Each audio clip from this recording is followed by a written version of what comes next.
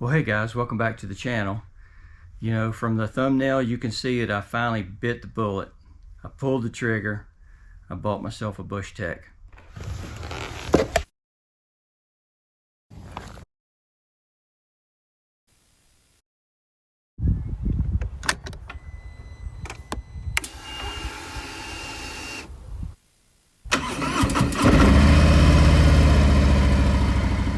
So this is just a little intro to our BUSHTEC.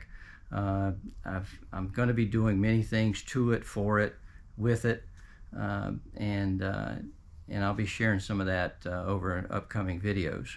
But you'll know that over a year ago I had a video where I showed where I added a trailer hitch to my Harley, to the Black Pearl, and then I didn't buy any wiring harness. I didn't buy a pull-behind trailer at that time.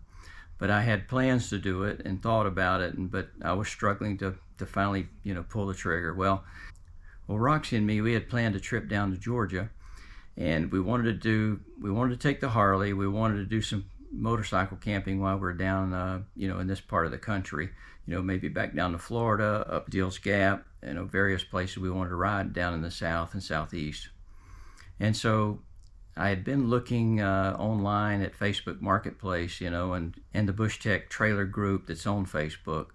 And I'd been looking through, and I noticed a Turbo 2 trailer that was for sale, but it was in Kansas City. And I thought, I live in Utah. How am I going to get to Kansas City? Well, as I thought about it, and our plans firmed up to come to Georgia, I said, well, maybe I can, I'm going to put the Harley in the back of the truck. I rolled it up with that, the black widow ramps, and I've got another video, you can go look at for that black widow ramps. But anyway, so I thought, maybe I can somehow hook or crook find a way to pass through Kansas City on my way to Georgia. And I've got my pickup, maybe I can find a way to, rent a little trailer, U-Haul, some way to get that little BUSHTEC, if I decide to buy it, get it and take it back to Georgia. So I had started texting the owner of the trailer in Kansas City, and checked on the trailer status. I think it's a 2011.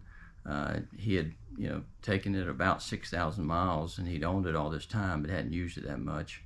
On a side note, I had been checking online for the BUSHTEC website, and I had found a post on the BUSHTEC Facebook group where BUSHTEC had stopped manufacturing trailers. They had been struggling, I think, financially.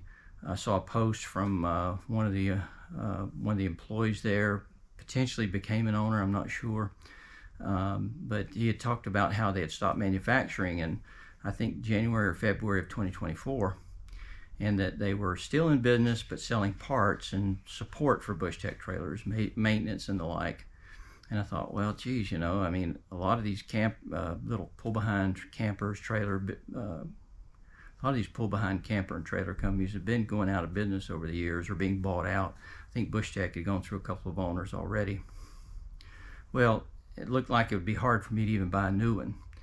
And so I was a little concerned about that. But anyway, I'd been communicating with this gentleman in Kansas City. His name is Bob Dahl, and trying to come up with a way that I could maybe keep the motorcycle in the back of the truck and pull the trailer behind my pickup the rest of the way to Kansas City down to Georgia. And so through communicating with him, he was very helpful and giving me some sketches, some dimensions, the tongue height off the ground. I started looking at ways I could put a hitch to my truck into the receiver and get the right height and wiring and whatnot so that I could pull it behind my truck and still keep the Harley in the back of the truck. But worst case scenario, I was going to end up having to take the motorcycle out of the truck and let Roxy drive the truck the rest of the way and me pull the trailer behind the motorcycle. Anyway, there was a lot of things that had to come together to make this thing work.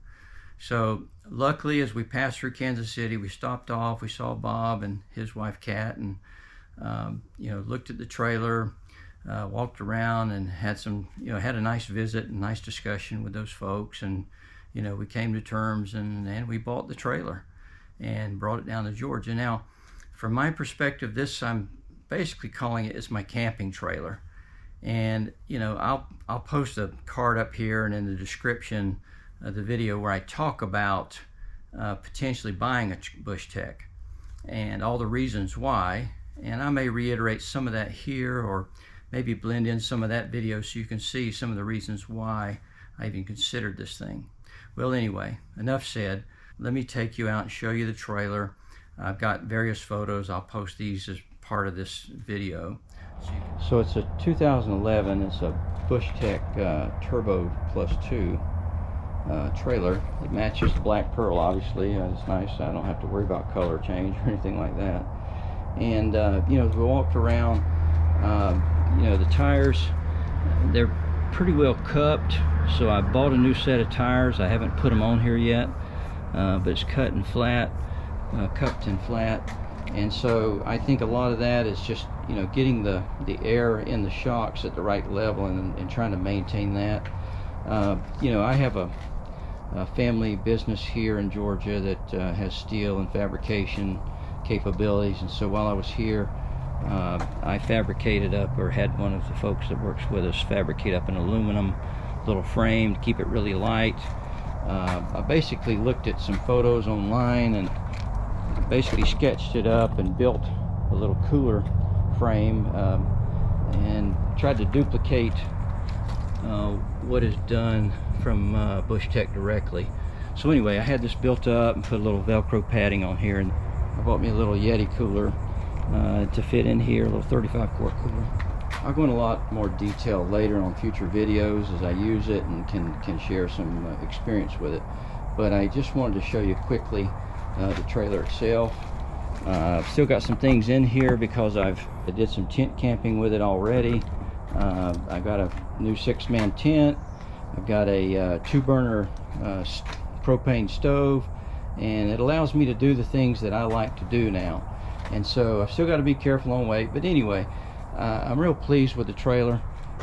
You know, I've got again a few little things I want to fix up on it, because it is, you know, 2011, so it's, you know, 13 years old, and so I've got to go through it a little bit. But I have taken it on one trip, about 400 miles each way, so I put 800 miles on it behind the Harley now, and I did pull it from Kansas City all the way to southeast Georgia behind the pickup truck. But it pulls like a dream.